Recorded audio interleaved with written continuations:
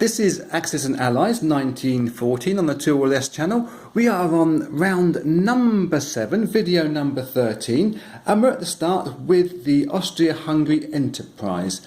If my voice sounds a little bit bunged up, it's because down here in Happy Hampshire on the south coast of the United Kingdom, we are in full pollen season, and this morning I've been in full power sneeze mode. Oh my god. Luckily I haven't wiped out any units yet with me sneezes, but that's always a distinct possibility that a tornado comes ripping through. But we have been doing things. Lots of thinking's been going on with Austria-Hungary. Their buy is a slightly defensive buy of infantry and artillery. Yes, we are in tank time. No, we can't afford it. We have to do some movements because of the success in Russia being carried through to the finale. But we are light in many places. So,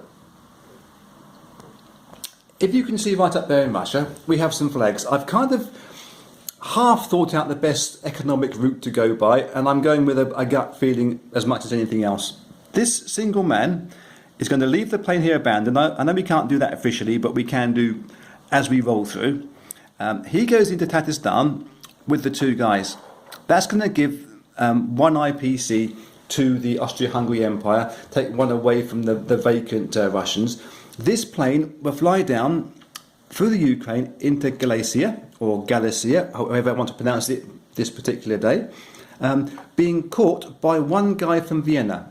You have to have one infantry, as you well know, blah. That covers the ruling on that.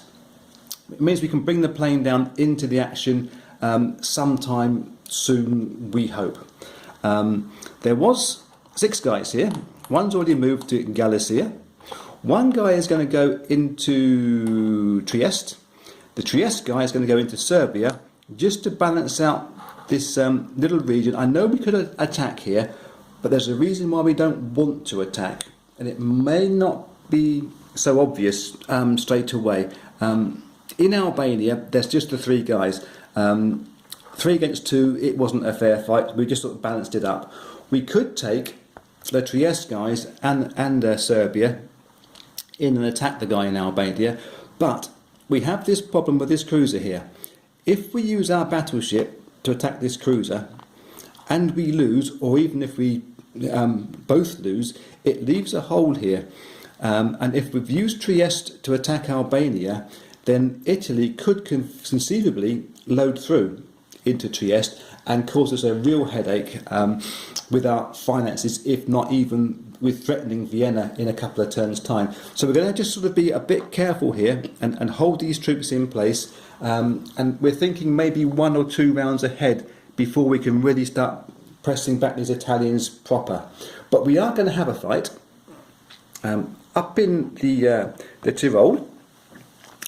These guys that remained from the original 6 that went that way and that way, there's 4 guys here that can get into Vienna. There is also 3 artillery that can get, into Vienna, into Tirulia from Vienna. So we have quite a nice stock here to take on these Italians and just try to push them back into Venice. I think we may even, if not succeed, certainly scare the living daylights out of them. So I shall get that up on the board and I will see you there.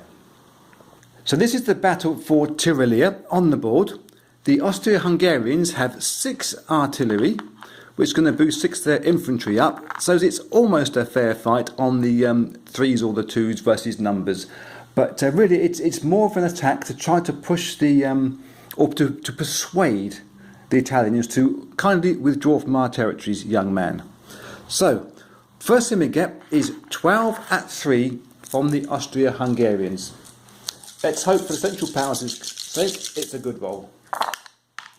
And one's just fallen off the board because it got stuck in your fingers. And we have not too many. That was a 1, a 2, a 3, a 4. Actually, it's about 55, 50-50, 55. Get me brights out today. That's 7 hits, so it's slightly above average. Plus the 1 at 2, which gets a hit as well. Oh, magic. That is definitely above average. That's 8 hits off for the Italians. What can they do in reply with their combined infantry and artilleries? It doesn't look that good. There's plenty of 5s in there. Wow. 1, 2, 3, 4, 5, and the rest are 5s and 6s. That's a victory for the Austria-Hungarians. Hooray! Russia will, I think, move their fleet into the Adriatic Sea and try to do what the Brits couldn't do when attacking the Austria-Hungarians and losing their cruiser. So I think that will be next up, apart from putting the reinforcements into Vienna, and I will see you on the battle board for Russia. Well, that is the state of play over in Tirulia after the battle's been decided upon. Plenty of artillery left for the Austro-Hungarians, not enough left for Italy to really think they can hang on to that state. Of course, with Vienna now being reinforced, we're starting to get some strength back again into this region. There is, however, this bit of dodginess, whether we can get these 3 Russian ships through the minefield. That's the first thing to do, and the battleship from Austria-Hungary trying to survive there. We shall see. Over on the battle board, we have the 3 dice for the minefield. We try to get both the cruisers in first, avoiding 1s. They both do, and the battleship only just avoids a mine. It skirted around it. So the Russians first attacking. They will roll their 2 cruisers at 3s. And both miss, and they have the 1 battleship at 4, and that misses. Oh, okay. Come on, Austria-Hungary, can you survive again on your own? It gets a miss as well. Okay, but obviously going to press that attack. 2 Russian cruisers at 3s, and they both hit. Well, 2 hits, that is at the bottom. Without any need for the battleship. It's going to roll it anyway just to be nasty, and it's got 3 hits. Yeah, we're horrible. It can double upside down. No, it can't. Okay, so the Austria-Hungary crew get a fire on their reply as they go down, and they get 1 hit. Absolutely no reason not to take that on the battleship. So it's just a damaged item. And all those are left in the Adriatic Sea. After this will be Germany, and I'm expecting a similar economic bit of thunking to go on as to regards to what's best to do with these guys right up here. Do we go walkies, pick up the IPCs, or come back and bring the units back in towards the Western Front, where they're possibly more needed? I'll have to calculate it. It may even be a possibility to buy a transport ship and move 1 guy out there where that works out financially better. This is not a game of happy accountants, it's a game of war, so I won't spend too much time thinking about that. I will see you when it's Germany's go. Stupid fact for you at the start of the German turn. Karl Benz's wife, who was one of the inventors of the first motor vehicles, she was called Bertha. If only he'd named his company after her, you'd be driving around in Bertha Benzes. So, for no other reason than I found that out of the weekend, we have tanks, artillery and infantry. They're all going to go into Berlin, which is way up there. I did do the accountancy side of it a little bit, and bizarrely, rather than moving these guys all the way down 1, 2, 3, 4 before they can get involved in the action, it is only slightly economically worse for them to actually move backwards into Karelia, take the IPCs up here. We can come and get them in a boat later on if we really need to. We can buy a boat possibly, but obviously for them to roll through it takes a number of turns. It's only just slightly worse off by them going and catching the IPCs that we can then use at the end of the turns to start buying things. So yeah, it's a bit of a toss-up, but that's the decision we've come to.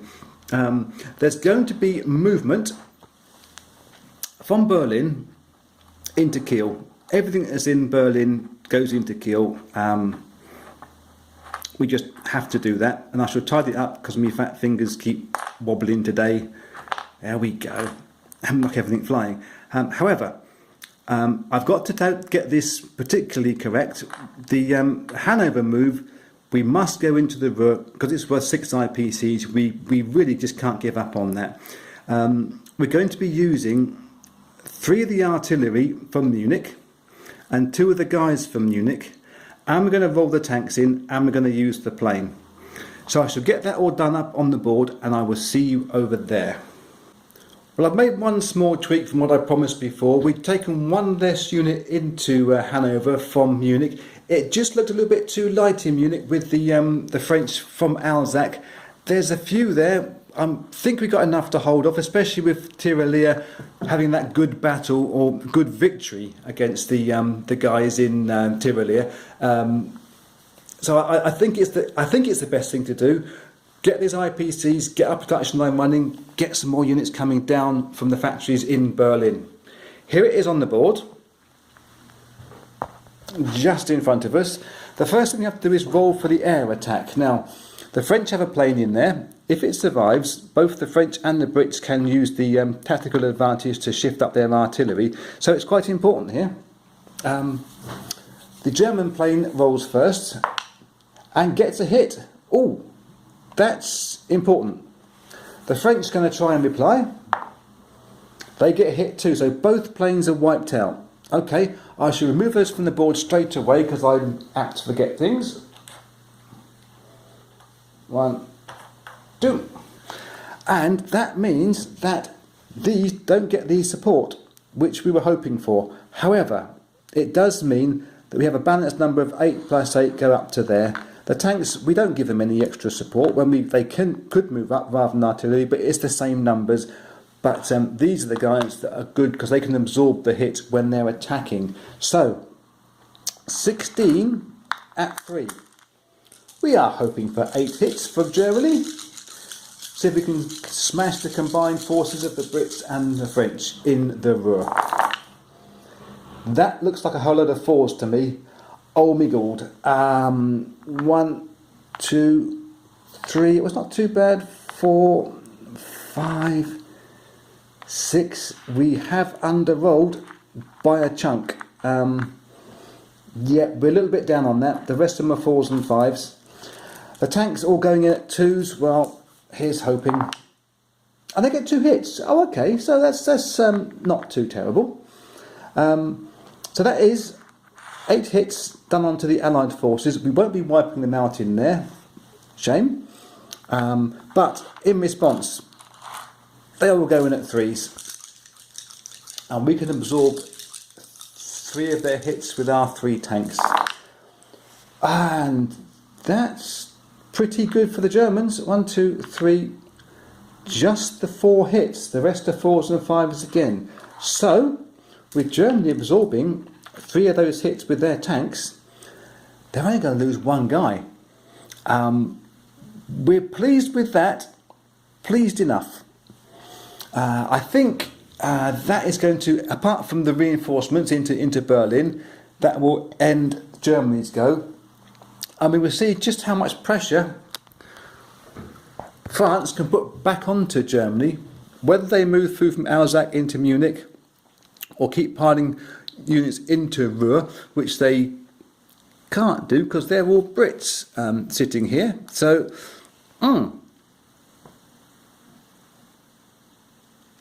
we will need to give a bit of thinking over to that and see what we do. It may be a case of shuffling from the Rhine into Alsace and Alsace into Ruhr, or we actually retreat from Ruhr.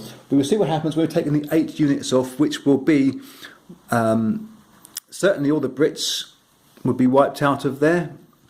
Or do we wipe the French out and leave the Brits to reinforce themselves from Belgium on their turn, which is the start of the next video after this. So, bit of thinking. I'll see you in a sec. Well, this is the French purchase on turn 7. It's fairly simple, straightforward. 35 IPCs on infantry and artillery, getting their conveyor belt moving. The combined thinking of me and Poppet, because she's asleep at my feet right now, is we did decide to lose the French from the Ruhr. we've got some Americans, we've got some Brits. We hope we've got enough units to be able to carry at least a holding pattern or an attack, depending on how many ships we can get from America land, which will be yonks down the road, but they'll be coming over on their conveyor belt, their ferry system. We have to remember to move this French transporter to pick up some Brits and me flag, because I'm always forgetting to do that one. And quite simply, we are going to be having a small split of units. I need to grab a Frenchman from me box, and we're going to be taking some of these units from Burgundy, as in just one man on his own. He's going to go into Piedmont with one of the artilleries. I need an artillery. That's right. Oh dear. Oh dear. Oh dear. Oh dear. Today is a forgetful day, because we need to just keep adding a little bit of support to the Italians. We don't want to devote all of our resources to them because of the threat they're getting from the Austria-Hungarian Empire, but a little bit of help goes a very long way. Other than that, everybody from Lorraine is going to move into Alsace, everybody from Burgundy into Lorraine, Paris into Burgundy, and we will reinforce into Paris as well. It's just going to be a basic forward shuffle from them. We're going to have a battle, however. We are going to be big and brave over in Transjordan. The Brits haven't done anything, so monsieur, we will show you the way. 1, 2, 3, 4, 5, 6, 7 guys have all worked their way around eventually, and they're going to have a go at Smyrna. It's possibly ambitious, but with the Brits' stronghold in Transjordan and everything coming through, I think it's about time we got the Ottomans out of the game. So, on the battle board, we don't have the dice. I am just so forgetful today. We have 7 infantrymen from France, 1, 2, 3, 4, 5, 6, 7, versus 3 defending and 3 defending. It's not the best of odds, but come on, we are the French Foreign Legion.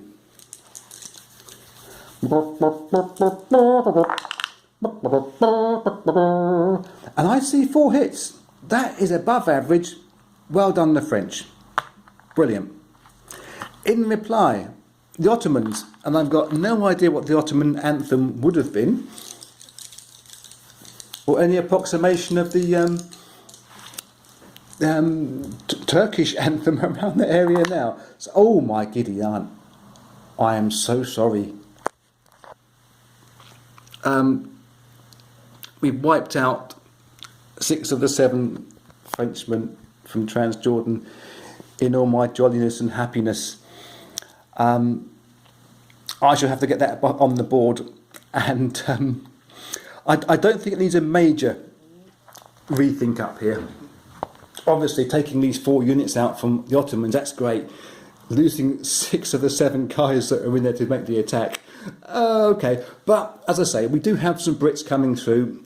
They could make a bite in India this turn, but I do want to keep putting pressure on the European continent.